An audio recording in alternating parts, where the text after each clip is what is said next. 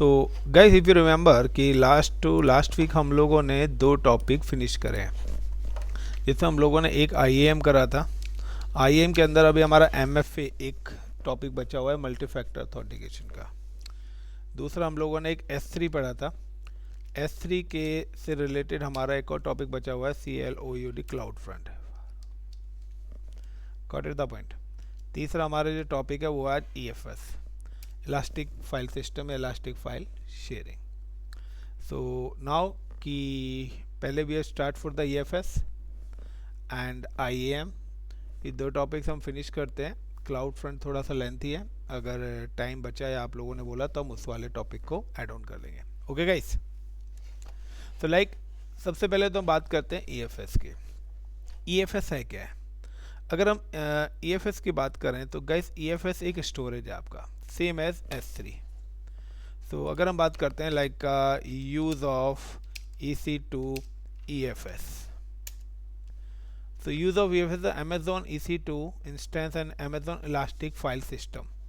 EFS as a shared scalable file storage that multiple EC2 instance can access simultaneously. So guys simple सा है कि हमारे पास एक ऐसा स्टोरेज है कि किसी कंपनी के पास कोई प्रोजेक्ट आता है जो कि कहते हैं डेवलपर्स के लिए है, यानी कि ऐसा कोई प्रोजेक्ट जिसको मल्टीपल कैंडिडेट मिलकर कर रहे हैं, that is called the common projects. अब कॉमन प्रोजेक्ट्स का मतलब है कि मैंने यहाँ पर अपना एक स्टोरेज बना दिया like my EFS STORAGE storage 1। अब there a multiple users is available in different locations. मेरे जो यूजर्स हैं वो अलग अलग लोकेशंस पर हैं। नाउ क्या भी अलग अलग लोकेशन पे है, तो मैं क्या करूँगा, now I am provide the connectivity between this to this. मैं हर यूज़र की कनेक्टिविटी अपने इस सेंट्रलाइज स्टोरेज के साथ करा दूंगा।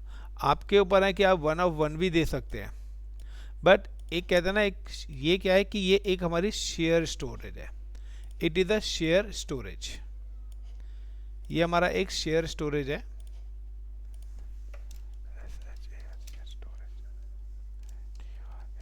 शेयर स्टोरेज का मतलब है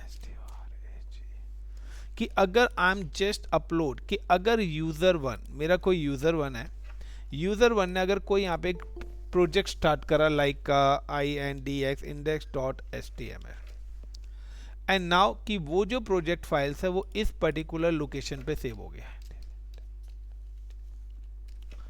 एंड नाउ कि जो वो फाइल यूज़र 2, यूज़र 3, यूज़र 4 सबको विजिबल होगी।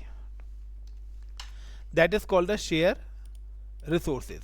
अब सारे के सारे यूज़र एक साथ मिलके एक ही प्रोजेक्ट पे काम कर सकते हैं। मुझे कोई इसके लिए कोई नेटवर्क ड्राइव बनाने की ज़रूरत नहीं है, या मैं 1 of 1 भी दे सकता हूँ। So that is called the network file sharing, कि हमें नेटवर्क के थ्रू अपना डेटा शेयरिंग करना है। तो एक सेंट्रल पॉइंट पे हमने स्टोरेज बनाया और उसके साथ सभी को हमने कनेक्ट कर दिया। गॉट इट लक्ष्य?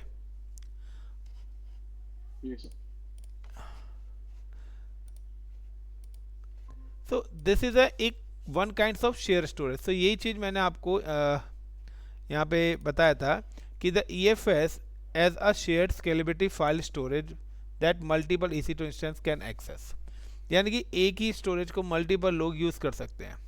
अब दूसरा क्या, EFS provide the elastic serverless and high availability file storage that automatically grow sinking with your data needs.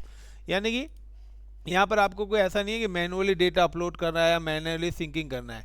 Like जो सिस्टम जहाँ पर है वो सबके साथ ऑटोमेटिकली अपने डेटा को सिंकअप करा देगा। बट ES की सबसे बड़ा चैलेंज क्या है, EFS use protocol NFS।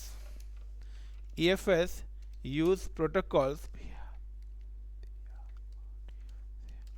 NFS, ये हमारा एक NFS प्रोटोकॉल्स को यूज़ करता है, नेटवर्क फाइल शेयरिंग। यानी कि जैसे हम विंडोज़ के लिए वेबसाइट के लिए HTTP अलाउड करते हैं, RDP अलाउड करते हैं, SSH अलाउड करते हैं, इसी तरीके से EFS का जो प्रोटोकॉल्स है वो यूज़ करते हैं NFS। यानी कि व्हेन यू क्रिएट EFS, जब भी आप EFS स्टोरेज क्रिएट करेंगे तो आपको एक सिक्योरिटी ग्रुप बनाना पड़ेगा और उस पर्टिकुलर सिक्योरिटी ग्रुप के अंदर आपको अलाउड करना पड़ेगा NFS प्रोटोकॉल। तो नाउ सबसे पहले मैं क्या करता हूँ, create security group and allowed protocols. So create security group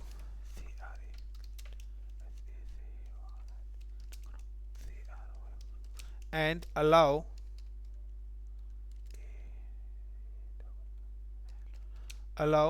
NFS protocols. एक चीज ध्यान रखना, like connected computers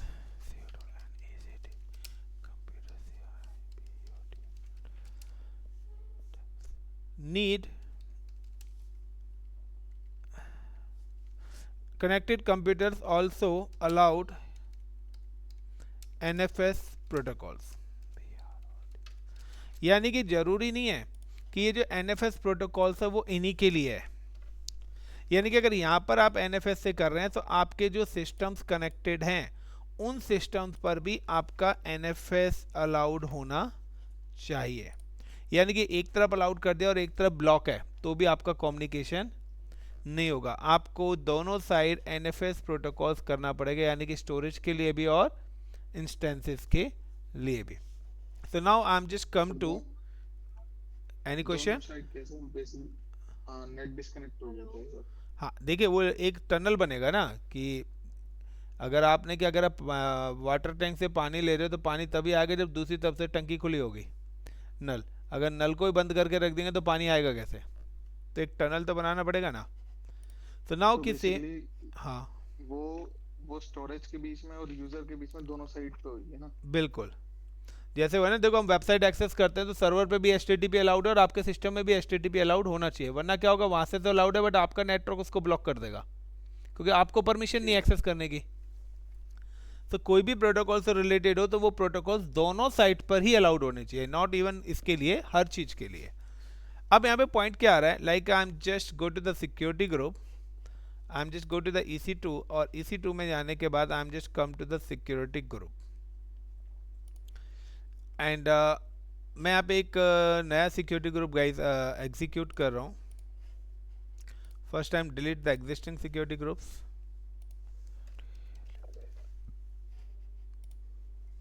and create and give the name like EFS hyphen HG allow।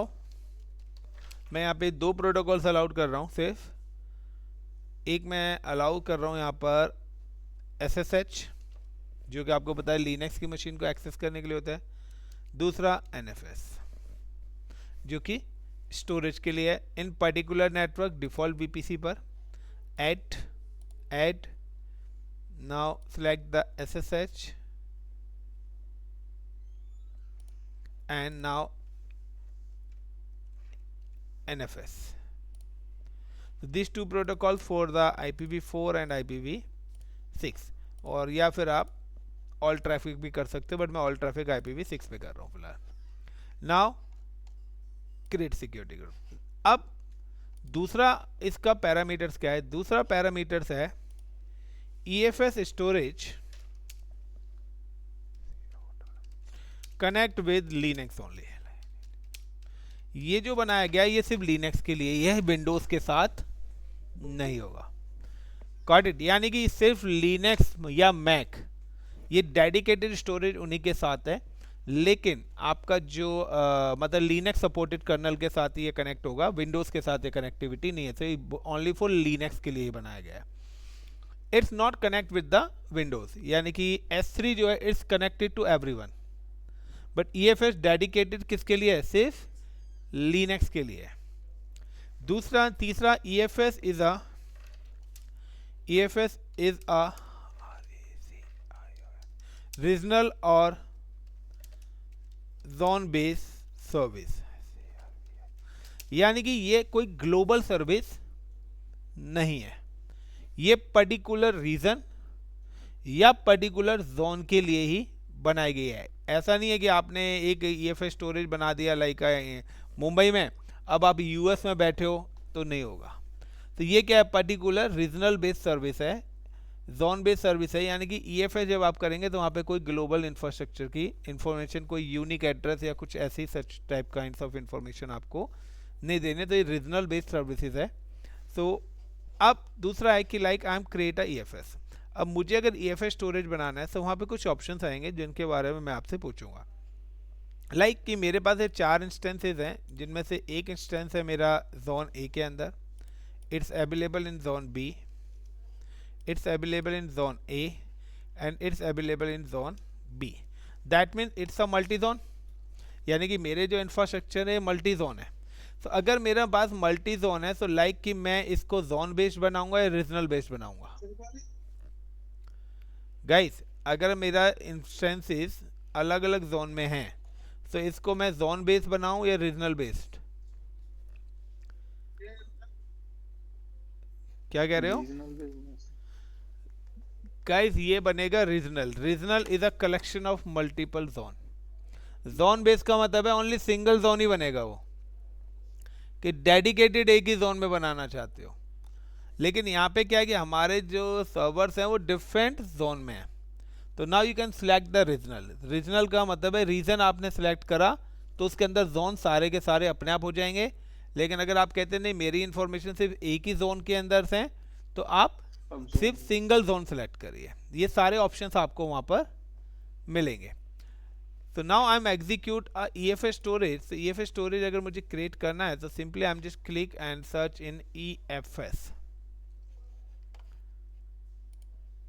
टिक करा, manage file storages for EC2, create, give the name like EFS -storage storage 1 VPC। So choice is your कि आपके पास default आप लीजिए या custom लीजिए। Now I am just click on customization. अब customization में देखिए आपके पास आ रहा है रीजनल। रीजनल का मतलब offer the high level of the ability and durability for the storing file system data across multiple ability zones. लेकिन अगर मैं वन जोन सेलेक्ट करूंगा तो यहाँ पे सिर्फ पर्टिकुलर जोन को ही सिलेक्ट करने के ऑप्शंस आपके पास आएंगे। तो नाउ कि मेरे अगर सर्वर्स मल्टी जोन में है तो now I M select a regional. Is it clear the point? Now next VPC। अब VPC के बाद यहाँ पे देखिए, यहाँ पे उन्होंने क्या करा है कि तीनों जोन के इंफॉर्मेशन दे दिया है। अब ये क्या है कि ये तीनों जोन को आपस में कनेक्ट कर देगा, बट हमारी जो रिसोर्सेज हैं it's available in zone A and B। Now I M remove zone C। Zone C remove कर दिया तो आप कस्टमाइज इसको भी कर सकते हो। बट नाउ कि यहाँ पे देखिए the by default which security group is available default, हमारा प्रोटोकॉल्स इसके अंदर अलाउड, या तो आप इस प्रोटोकॉल अपने प्रोटोकॉल्स को जाके यहाँ पे अलाउड कर दीजिए। दैट्स बेटर कि हम लोगों ने सेपरेटली सिक्योरिटी ग्रुप बनाया हुआ है। So now I am just delete this and add EFSSG protocol, sorry, security group. Add the security group, then next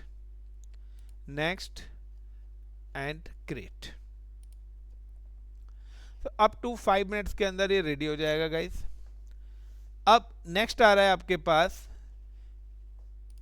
connectivity, यानी कि नाउ हम क्रिएट EC2 इंस्टेंसेस, और ये मैं लिनक्स के ही बनाऊंगा।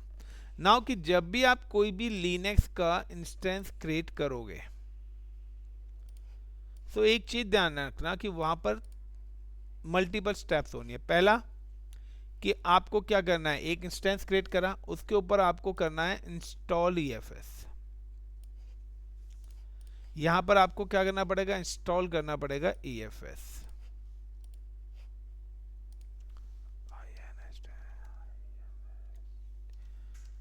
तो यहाँ पे क्वेश्चन भी आता है what is EFS, use of EFS और बेनिफिट ऑफ EFS।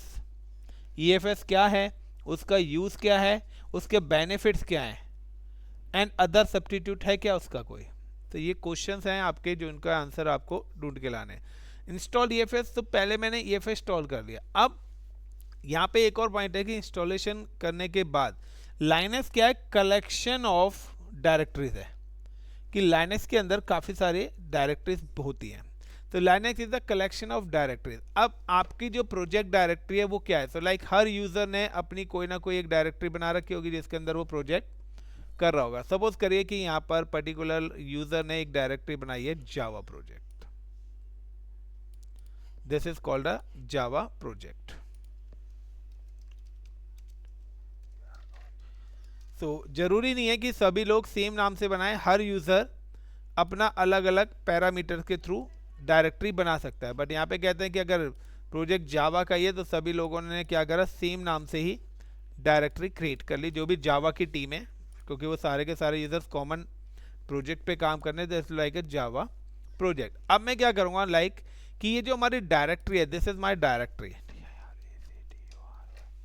तो ये जो पर्टिकुलर हमारी डायरेक्टरी एग्जीक्यूट हुई है, now mount directory with EFS storage.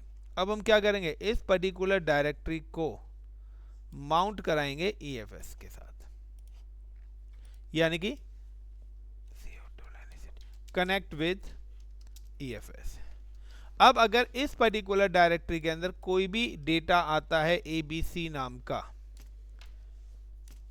Like any data is come ABC, अगर कोई भी यूज़र इस पर्टिकुलर डायरेक्टरी के अंदर कोई भी डेटा रखता है तो वो डेटा आपके पास जितनी भी मशीन्स कनेक्टेड हैं सारी जगह सिंकअप हो जाएगा, यानी कि हर सिस्टम पे जाएगा। और डेवलपर्स के अगर अलग अलग शिफ्ट में है तो भी उसको पता लग जाएगा कि कितने % काम कंप्लीट हो चुका है। कोई अगर प्रोजेक्ट है तो कोई लाइक होम पेज पे काम कर रहा है, कोई पेज 2 पे काम कर रहा है, कोई पेज 3 पे काम कर रहा है, तो हर चीज़ के अपने अलग है। क्योंकि जब भी टेस्टिंग होगी ना तो सारे पेजेस जब एक साथ आएंगे आउटपुट तो तभी आएगा। तो टीम डिवाइडेड है कि यार आप फ्रंट एंड पे काम करो, आप बैक एंड पे काम करो, कोई इस माइक्रो सर्विस पे, कोई इस माइक्रो सर्विसेज पे, यस या नो? ऐसे ही चलता है धनंजय, आपका लक्ष्य, हर्ष। जी सर। सो इसी तरीके से है कि अब एक बंदा मिलके तो पूरा कोडिंग लिखेगा नहीं, is in multiple developers. But testing तो कब होगा, जब सारा का सारा कोड आएगा। अब मैं कहता हूँ यहाँ पर आ गया, अब यहाँ से हम चाहें तो इस कोड को कर सकते हैं, या यहाँ से हम अपने इस पर्टिकुलर कोड को पूरा का पूरा, जब सारे डेवलपर्स काम कर रहे हैं तो उसके बाद हम डायरेक्टली यहाँ पे क्या कर सकते हैं, इसको गिटहब पर भेज सकते हैं। हमने यहाँ पे इसको गिटहब पर भेजा। अब गिटहब से क्या होगा, गिटहब से नेक्स्ट पैरामीटर्स क्या होगा कि यहाँ से जेंकिन इसको पुल करेगा, और पुल करने के बाद start for the build and test करना स्टार्ट कर देगा, क्योंकि सारे डेवलपर्स का कोड यहाँ आया, यहाँ से यहाँ पर आया, और यहाँ से इधर मूव हो गया। Is it clear the point?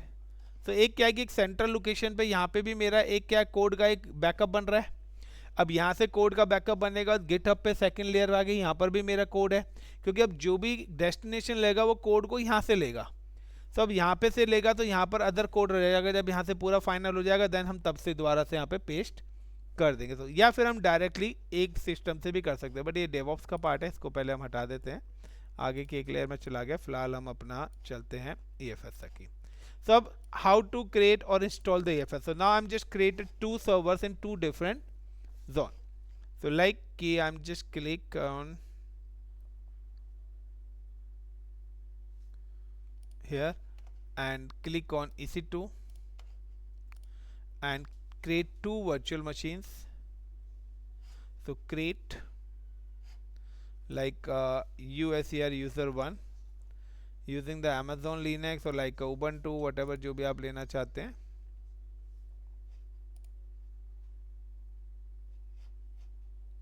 And instance T3 micro. Key pair, I'm select the key pair is like Docker key 21.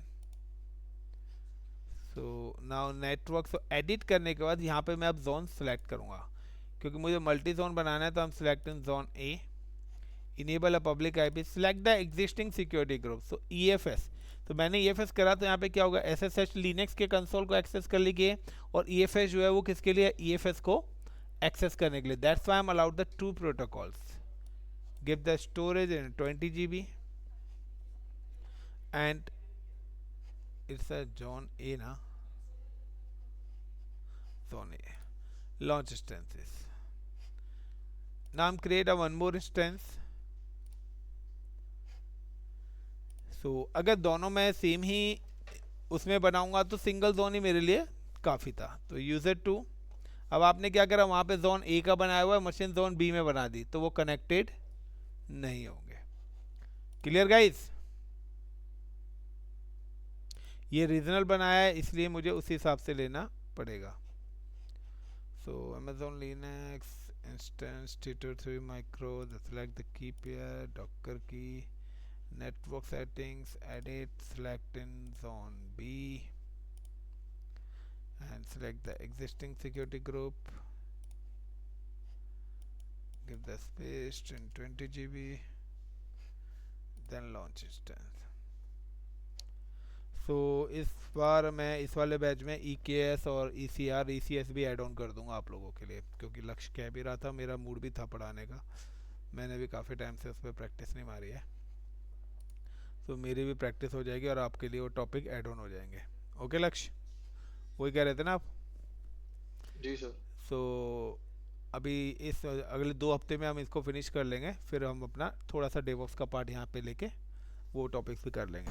अब गाइज यहाँ पे क्या है कि अब सबसे पहले मुझे क्या करना है, अब मुझे यहाँ पे क्या करना है कि ये जो मैंने अपनी मशीन बनाई है, login with this virtual machines, install EFS and connect with EFS। So connect with EFS के लिए मुझे क्या करना पड़ेगा, एक एक डायरेक्टरीज भी यहाँ पर क्रिएट करनी पड़ेगी। So like I am just come to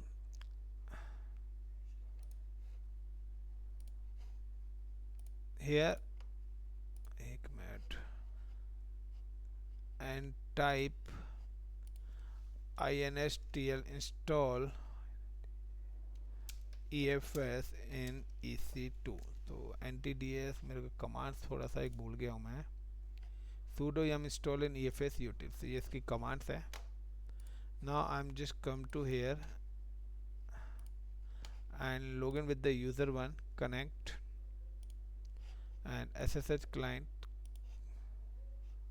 click cddown downloads, paste, enter yes sudo host host name is user1 sudo su hyphen, go to the admin, mkdir java project,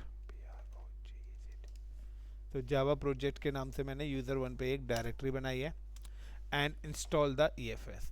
और अब मैं क्या कर रहा हूँ, यहाँ पे EFS इंस्टॉल कर रहा हूँ। सो EFS इंस्टॉल करने के लिए जो मेरी कमांड्स है, I am just copy this command and now paste, enter. So ये अभी user1 पे मैंने एग्जीक्यूट करा है। Same as I am come to the second machine को भी हम अपना एक्सेस कर लेते हैं। तो सेकेंड मशीन को अगर लॉगिन करना है तो again I am come to the cloud portal and click on user2, connect SSH client, copy cddown downloads, then paste, enter yes, then sudo host host name is usr user2 sudo su hyphen mkdir like java project project। आप अलग नाम से भी directory बना सकते हैं, वो आपकी मर्जी है, मैं सेम नाम से लेके चल रहा हूँ। And copy the sudo yum install hyphen by amazon EFS utils नाम से हमारी कमांड्स है, एंड इंस्टॉल। तो गैस नाउ कि मैंने 2 वर्चुअल मशीन बनाई है, दोनों मशीनों पर मैंने EFS क्या कर लिया, इंस्टॉल कर लिया। तो दोनों मशीन्स को मैं पैरेलली ले रहा हूँ। तो ये मेरी दोनों वर्चुअल मशीन्स हैं। अभी देखिए कि अभी there is no any connectivity, मैंने ऐसी मशीनें बनाई हैं बट इनकी किसी स्टोरेज से कनेक्ट नहीं करी। If I am just come to CD Java project और लाइक ls करता हूँ तो कुछ भी मेरे पास डेटा नहीं है। मैं यहाँ पे क्या करता हूँ, mkdir lakshya, लक्ष्य, मैंने लक्ष्य के नाम से एक डायरेक्टरी बनाई और ls करता हूँ। तो देखिए लक्ष्य की डायरेक्टरी यहाँ पर अवेलेबल है, बट अगर मैं यहाँ पे आता हूँ लाइक CD जावा प्रोजेक्ट और ls करता हूँ तो यहाँ पर ये लक्ष्य की डायरेक्टरी नहीं आई, because both are the individually, ये अभी अलग अलग हैं। अब मैं इन दोनों मशीन को एक सेंट्रल पॉइंट पे कनेक्ट करूँगा जिससे कि डेटा सिंकअप हो जाए। मैंने कहा कि दोनों यूज़र है, लाइक एक आशुतोष यूज़र है, लाइक का mkdir आशु नाम से एक और यूज़र है, लाइक ls करा। तो देखिए उसका डेटा यहाँ पे पड़ा हुआ है, उसका डेटा यहाँ पे पड़ा हुआ है, बट डेटा आपस में सिंकअप। मैं चाहता हूँ कि अगर इस डायरेक्टरी के अंदर कोई भी डेटा आशुतोष रखता है तो वो लक्ष्य को दिखे, और लक्ष्य रखता है तो आशुतोष को भी दिखे, both are work in the same project. तो अब इसके लिए मैं क्या करूँगा नाउ कि I am just connect this directories with the centralised share storage. तो लाइक हाउ टू माउंट या हाउ टू कनेक्ट, तो सिंपल सा है, I am just come to EFS storage and यहाँ पे ऑप्शन आ रहा है आपके पास, click on EFS storage and attach. Now you can copy this mount point. Clear. And now I am just come to here. मैं पहले देखता हूँ PWD कि मेरी जो डायरेक्टरी है वो कहाँ पे बनी है, स्लैश रूट, रूट के बाद जावा प्रोजेक्ट्स में. तो लाइक मैंने यहाँ पे क्या करा, मैं इसको पेस्ट करता हूँ. पेस्ट करने के बाद मैं यहाँ पर वही नाम डालूंगा जो मेरे नाम है, like slash ROOT root slash Java, एक मिनट, स्लैश रूट ROOT. एक मिनट गाइस, क्या हो रहा है, अरे भाई आजा.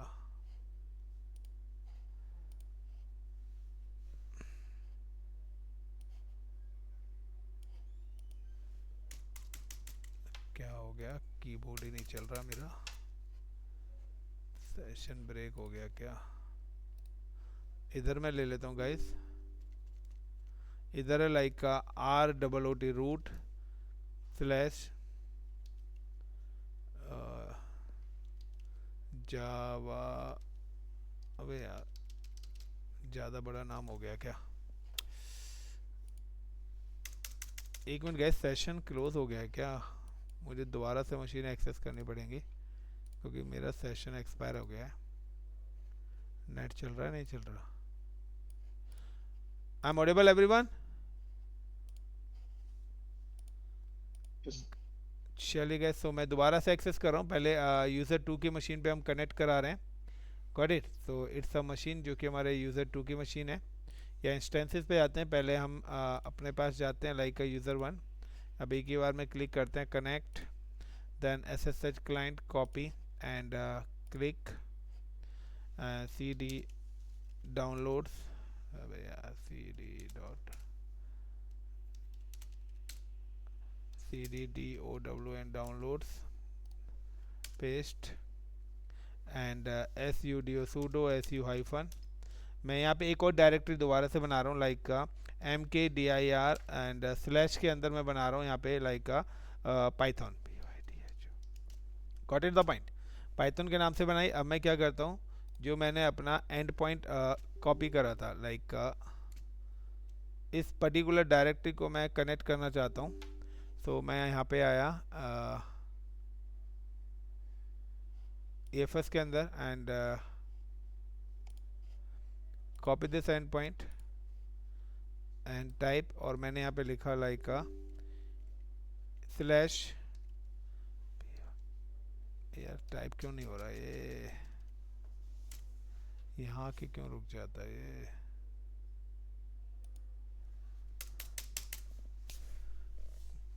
गाइस 1 मिनट, मेरा सिस्टम का रिस्पांस थोड़ा स्लो चल रहा है.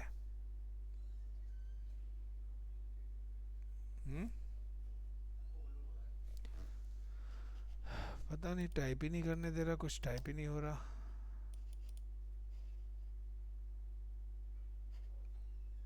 Now open in power shell, दूसरी जगह एक्सेस करते हैं. CDDOWN CD downloads. मैं पावर सेल में गैस ट्राई कर रहा हूँ. कहाँ गया power shell, paste enter sudo su hyphen ls, Java project बनी हुई है. सो नाउ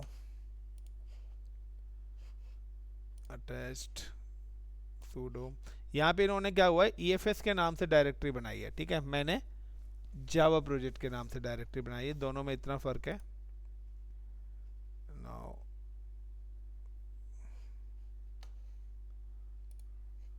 now click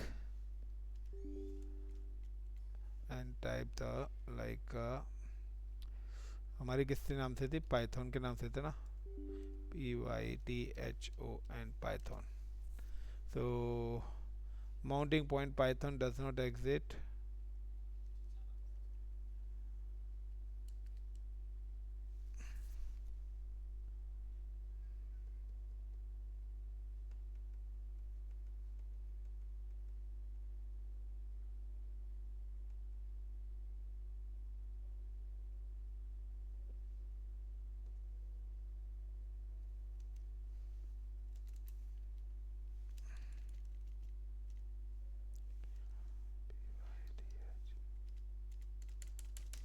हो रहा है यार, ये हैंग क्यों हो जा रहा है बार बार?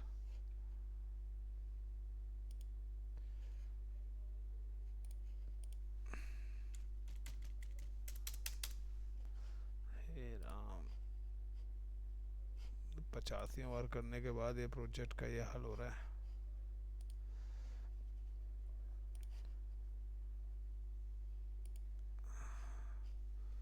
CDDO डाउनलोड्स,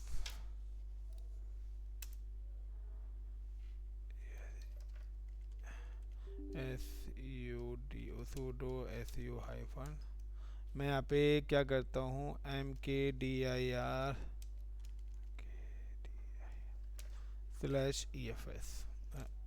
/EFS के नाम से मैं डायरेक्टरी पर बना रहा हूँ। और मैं क्या करता हूँ, पूरा का पूरा अटैच कॉपी करके इसको पेस्ट करके इंटर कर दे रहा हूँ। तो ये भी क्या बोल रहा है, sudo mount EFS AP south1 amazon.com EFS।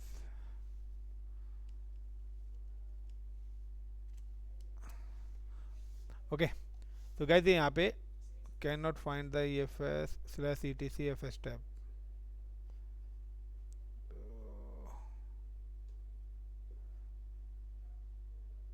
Mount FS amazon.com/EFS can not find in /etc/FS tab. Okay, हमारा जो है ना EFS प्रॉपर अभी इंस्टॉल्ड ही नहीं हुआ है इस पे। तो मैं क्या कर रहा हूँ, दोबारा से एक बार इंस्टॉल कर रहा हूँ, कॉपी, क्योंकि मैंने शायद एरर भी देखा नहीं था। sudo yum install, so already install बोल रहा है।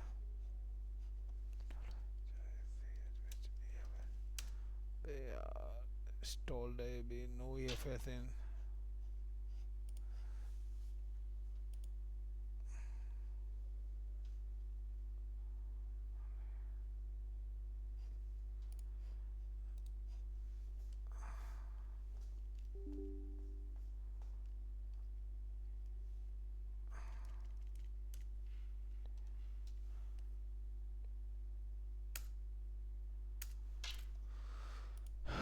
कमाल है, एरर क्यों दे रहा है ये माउंटिंग पॉइंट में, क्या बात।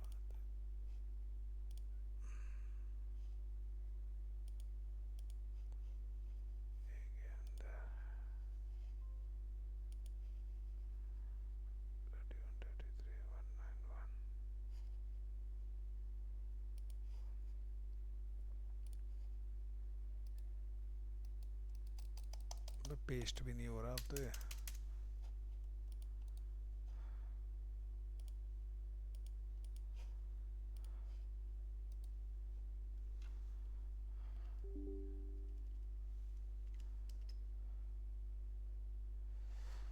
Mount 172 31 33 191 FS cannot find in /etc/FS tab।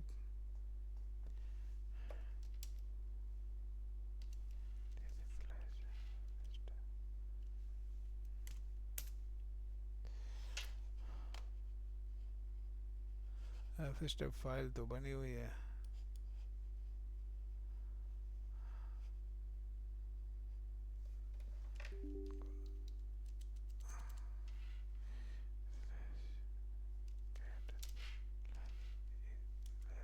एक मिनट गए थे।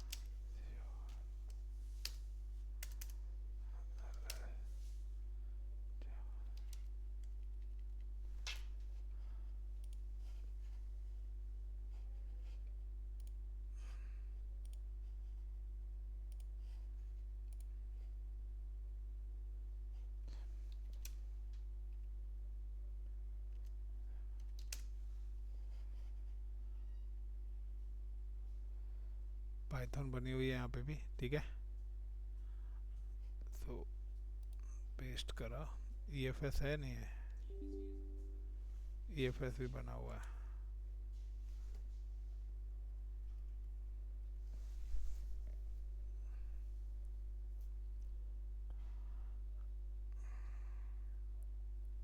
यहाँ ना कोई गाइस कनेक्ट होने पे ना एरर नहीं आना चाहिए।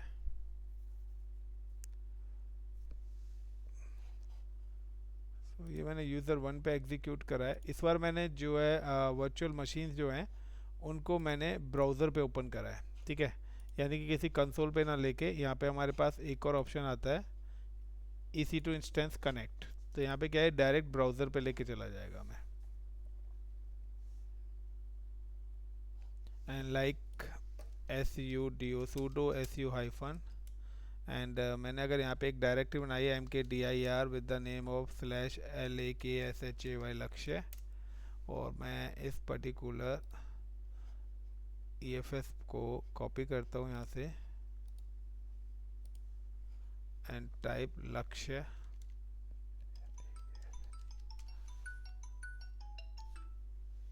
LAKSHAY लक्ष्य, so does not exit। तो देखिए is not find।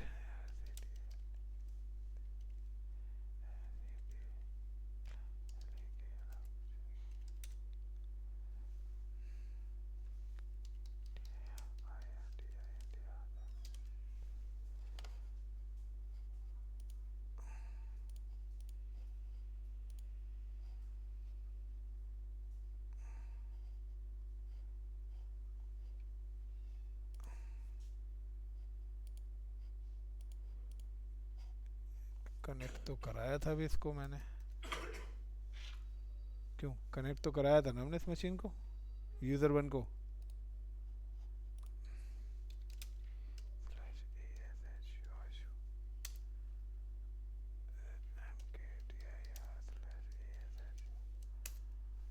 कमाल है, पहली बार इस लैब में मुझे इतना टाइम लग रहा है, वरना कभी नहीं लगा।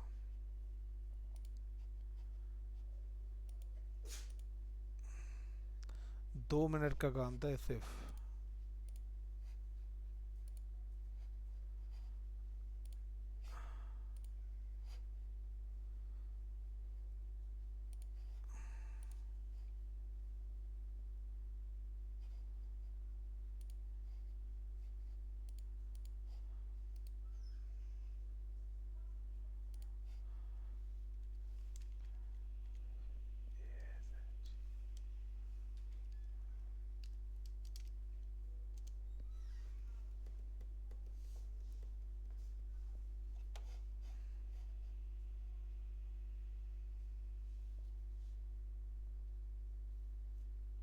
कुछ तो रिस्पॉन्स करो यार।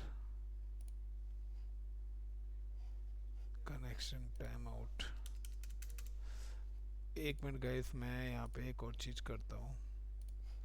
हम check the security group first.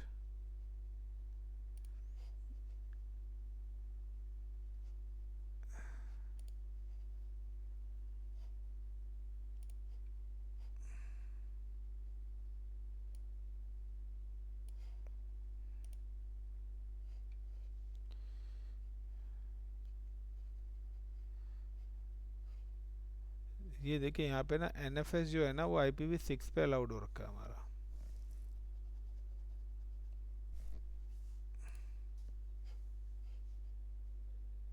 देख रहे हो, और हमारे जो IP वो IPv6 हैं। सो मैं यहाँ पे क्या करता हूँ, ऑलरेडी ट्रैफिक कर देता हूँ कस्टम IPv4। तो SSH हो गया और IPv4 भी अलाउड कर दिया मैंने ये, क्योंकि एरर आना नहीं चाहिए बट फिर भी आ रहा है, तो सिक्योरिटी ग्रुप देखना पड़ेगा क्योंकि वो IPv6 पर है और हम IPv4 यूज़ कर रहे हैं। नाउ EFS करा और मैं यहाँ पे नाम देता हूँ, इसे भी क्लोज करता हूँ। दो जगह मैंने ओपन करा हुआ है, एक मैंने इस जगह पे एक्सेस करा हुआ है। सो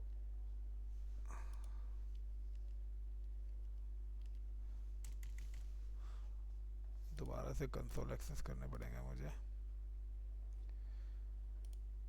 सिक्योरिटी ग्रुप ओके है, EFS माउंटिंग पॉइंट ओके है। इंस्टेंसेस गाइस, दोबारा से मैं इंस्टेंसेस एक्सेस कर रहा हूँ one by one.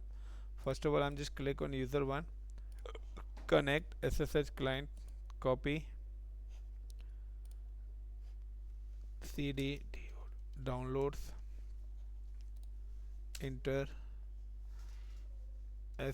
sudo su hyphen and ls, तो जावा प्रोजेक्ट है और cd स्लैश करके देखता हूँ ls, तो यहाँ पर भी हमारे पास एक आशु नाम से बना हुआ है। Got it. तो मैं क्या करता हूँ, just copy the mounting point and now click ASHU Ashu. तो mounting path does not exit, so I am just click on Ashu. अभी भी कैन नॉट फाइंड बोल रहा है। ओके मैं ऑलरेडी होम पर हूँ।